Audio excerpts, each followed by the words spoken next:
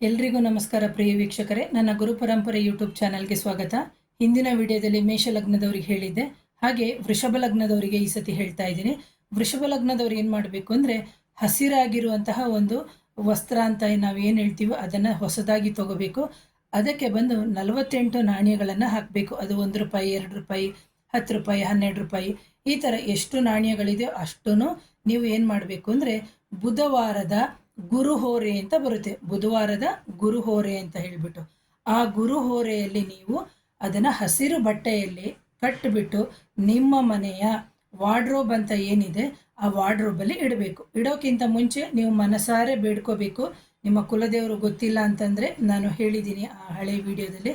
So ಕುಲದೇವರಿಗೆ ನಮಸ್ಕಾರ ಮಾಡಿಕೊಂಡು, ಮನೆ ದೇವರಿಗೆ ನಮಸ್ಕಾರ ಮಾಡಿಕೊಂಡು ನಿಮ್ಮ ವಾರ್ಡ್ರೋಬ್ನಲ್ಲಿ ಇಟ್ಕೋಬೇಕು. ಇದನ್ನು ಇಡೋಕ್ಕಿಂತ ಮುಂಚೆ ಧೂಪ, ದೀಪ, ನೈವೇದ್ಯ ಎಲ್ಲವನ್ನು ತೋರಿಸ್ಬೇಕು. ಇದು ಬಂದು ಸತತವಾಗಿ ಪರ್ಮನೆಂಟ್ ಪರಿಹಾರ. ಆಮೇಲೆ ನೀವು ಆ 48 ನಾಣ್ಯವನ್ನು ಏನು ಮಾಡಬೇಕು ಅಂತ ನಿಮಗೆ ಒಂದು ಡೌಟ್ ಬರುತ್ತೆ. ಈಗ ನಾವು ಬಿಸ್ನೆಸ್ಸಲ್ಲಿ ಇದ್ದೀವಿ ಅಥವಾ ನಾವು ಒಂದು ಏನು ಸ್ಯಾಲ್ರಿ ಪೀಪಲ್ಸ್ ಆಗಿದ್ದೀವಿ ಅಂತಂದರೆ, ಸ್ಯಾಲ್ರಿಯವರಾದರೆ ಒಟ್ಟಿಗೆ ಕಟ್ಟಿಡಿ, ಇಲ್ಲ ಬಿಸ್ನೆಸ್ ಅವರಾದರೆ ಒಂದೊಂದೇ ನಾಣ್ಯಗಳನ್ನ ಹಾಕಿಟ್ಬಿಟ್ಟು ನೀವು ಮಾಡ್ಬೋದು.